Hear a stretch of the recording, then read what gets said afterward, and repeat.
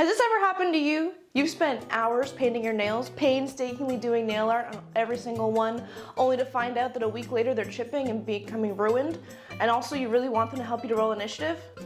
Just me? I am a big dice collector. I play tabletop RPGs like D&D and stuff, and I love collecting dice. I have a huge bag full of dice. And then I discovered I could make resin dice, and that just made the collection grow even bigger. I also love painting my nails, and I am a huge fan of Holo Taco and all of their products. I literally own every single one. It's not an addiction, it's a collection. God forbid a girl have hobbies. So I thought today maybe I could combine both of them, my love of nail art and my love of making resin dice, into one wonderful thing. Last night I poured up some blanks.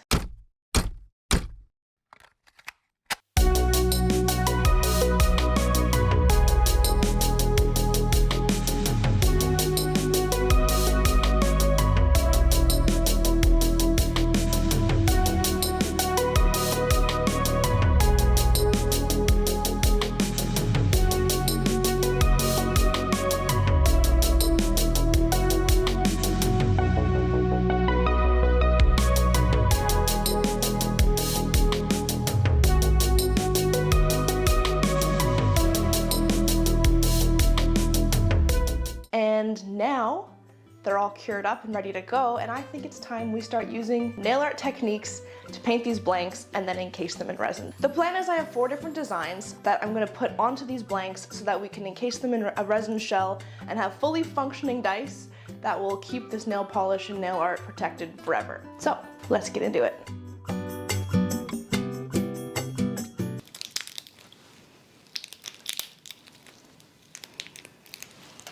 Here's just a big disclaimer for this whole video. Everything's gonna sound like a product placement or sponsorship because I'm gonna call everything by its name, but it's not. I wish Holo Taco would sponsor me. They don't know I exist. So the first design I wanna try is essentially a stained glass blank.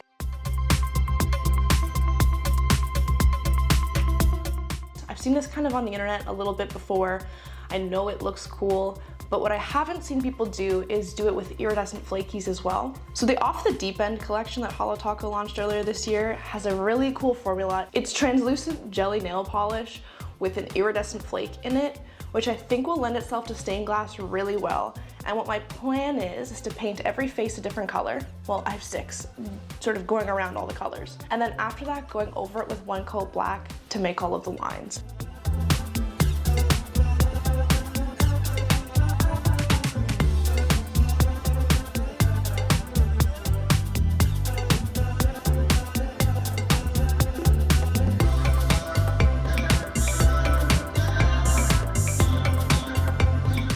All of these faces are dry, and you can see all of these really pretty colors. The nice thing about a translucent nail polish too, and this translucent dye, is you can see through one face into the one behind it, and it kind of makes these nice compound colors.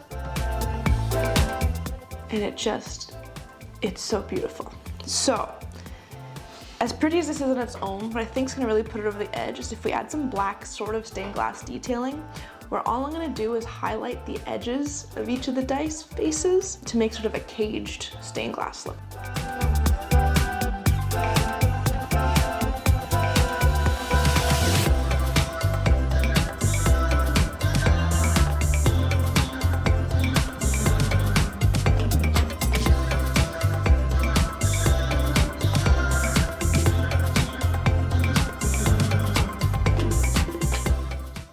Cool.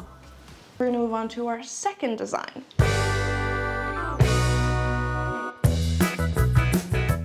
This pink chrome colored polish was such a cool formula when it released. I love using it on my nails because it dries in 1 coat, perfectly opaque. So my thought was to do a little bit of a filigree pattern with it. Painting all over this black dye with this pink chrome filigree, I think is gonna look really cool, and has the added bonus of working really well with my new D&D character.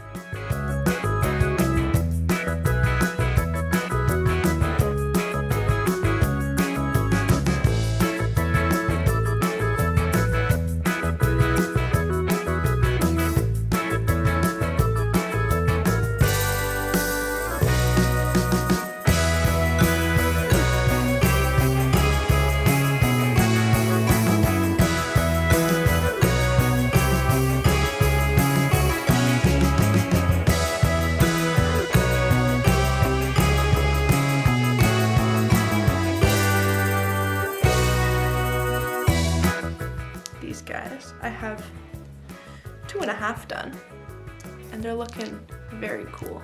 It's probably gonna be a lot of me painting them off camera because they're very small and very tedious, and I don't think you need to see like 6 hours of me painting these blanks.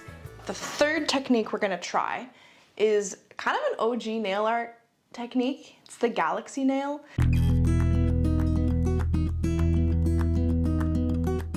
I remember this being popular like 5-10 years ago, and it still can be done really well. Basically what you do is you take a makeup sponge, you rip off a little corner of it, and then you dab colors to make this sort of hazy galaxy effect over top of a black base. So we have another black blank. I'm gonna be using 3 of Holo Taco's linear holos. They just have a really fine holographic pigment, which should add to the sort of celestial nature of things. I'm also gonna be using reflective taco. This is actually one of my favorites that I've been using. There's something very special about when like a direct light hits it and everything just kind of flashes. I think it's gonna be really pretty for a background of stars. And then also to add a little bit more of that sort of celestial galaxy vibe, I'm gonna be using Twilight Shimmer, which is one of their shimmer toppers. And so with these 5 polishes, I think we're gonna get a really convincing galaxy effect. Step 1, we're gonna add a base layer of stars.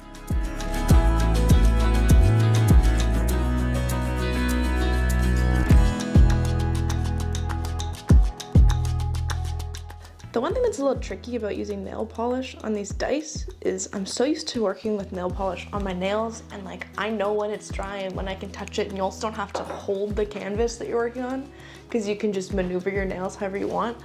I am touching so many sides here that just need to dry. The dry time is honestly the biggest like limiting factor of this. It's quite fun and easy. Like if you can do nail art, you can do this no problem. What we're gonna do is start with our darkest color, which is Purple Slushy from the OG Rainbow Collection. Grab this sponge and just sponge all over.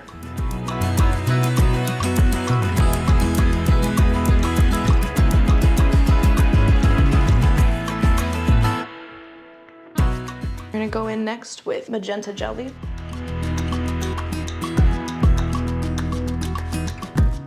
Next, we're gonna do a bit of blue. I have Hydropower. Okay, I don't wanna go too overboard because I feel like I'm getting to the point of too much where I'm just adding more and we're losing some of the black in the background.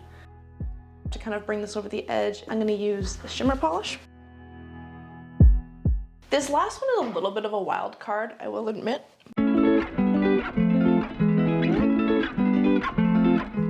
Basically, I have this idea of sort of replicating a negative space manicure on this clear blank, and then underneath the painted image have like glitter or something underneath, so that when you look through the clear faces, you see this little like surprise of sparkle. My thought is to make it really simple on myself and just do blobs because those are easy to accomplish over multiple faces, and it'll give us a good surface area to work with underneath them. For my surprise hit of sparkle, I'm gonna be using flaky Holo Taco. To start out, what I'm gonna do is just map out a handful of little pockets of sparkle.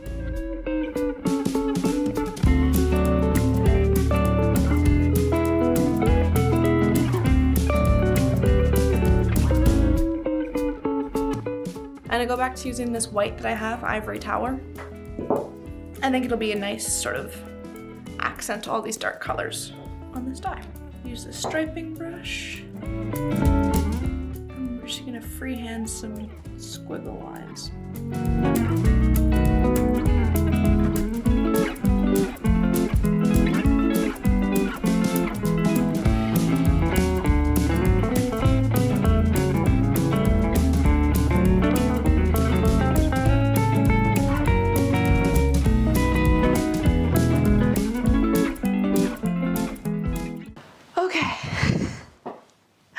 Finished all of the dice. It took forever. The sun is literally setting.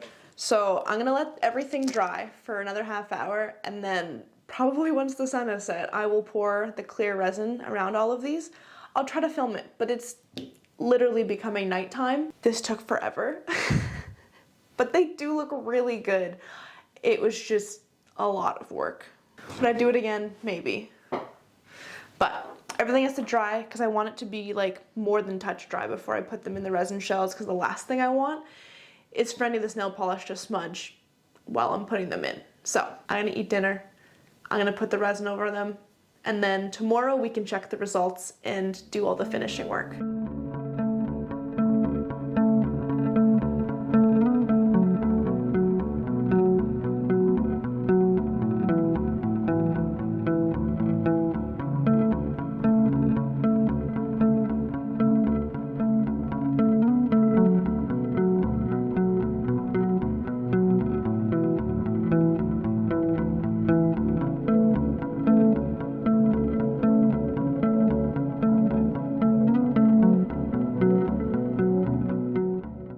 Alright, the resin is cured, and it is now time to see if the things I've spent a long time on are all ruined by air bubbles. There's always a non-zero chance when you're making resin dice that no matter what you do, you're going to end up with an air bubble. I still have yet to figure out the perfect recipe to never have air bubbles in your dice. So we're all going to collectively cross our fingers and hope for the best with this one. You ready? Okay. I see no air bubbles initially, but I do see the stained glass one is not perfectly aligned, but that's okay. Still looking cute. These turned out great. There's no air bubbles that I can see, which is awesome. The stained glass one is slightly out of alignment, which is like not ideal, but for the first time doing this sort of like cage dye look, it is not too shabby, if I do say so myself. Now the ones I'm really scared about. If these hand-painted black and chrome dice did not turn out, I might actually cry. I spent so long painting them up. Oh, they're perfect. Oh, thank God. They're actually perfect. Well, they're perfect on the ones. Who knows about the rest of the faces? But the ones' faces are perfect. That's half the battle. Oh my God. Okay, these are... I'm so happy. Oh my God. I was legitimately so stressed about this last night because I had this thought of like, oh, I've never done blank dice before. What if they all turn out awful after I spent so many hours making this pink set and like, ooh, it just turned out so freaking good. They still need to be cleaned up just a little bit. There's some flashing left over from the resin process. And also we need to do what's called inking the numbers, which is making them legible. So putting a bit of color into all the little divots for the numbers, so that way you can easily read them.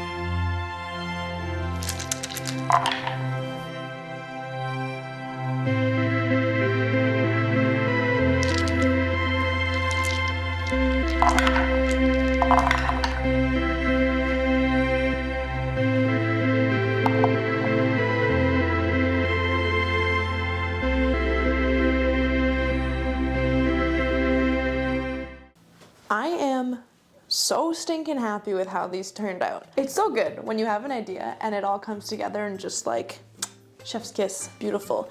These little guys, just so good. Truly so magical. I cannot put into words how much I love them all. The Galaxy die is probably my favorite individual die. The shifty colors, the dark background, the white numbers, it just reads so good.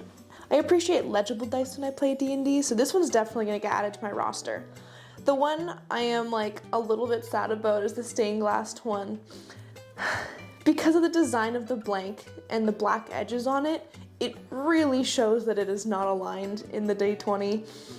But it's so pretty and like the concept is so good, I kind of don't care. If I do this again, I will definitely retry this and hope that it lines up better this time because like, oh, it's so beautiful. All of the iridescent flakies just like really pop. The blobby one is kind of a sleeper. I didn't know how it would turn out, but it's actually really fun. All the negative space, you really can see the glitter through it. It's a little hard to photograph, so hopefully I can get some good video of it for you guys to really show it off. Because in person, it's very cool to look inside this little guy and see all of those big hollow flakies. And it just kind of looks like modern art. I'm kind of a big fan of this one, despite it being my least favorite blank when I painted them up. And then lastly, the pink Filagree dice. Oh boy, these took forever. I think I spent about 8 hours total in painting both the blanks and doing all of the numbers with the nail polish. Honestly, it was worth it. They turned out so good. I'm gonna be using them for a new character that I'm playing in my new D&D campaign, so I'm very excited to pull these out for her. And they're just, oh, they're so intricate and beautiful and detailed.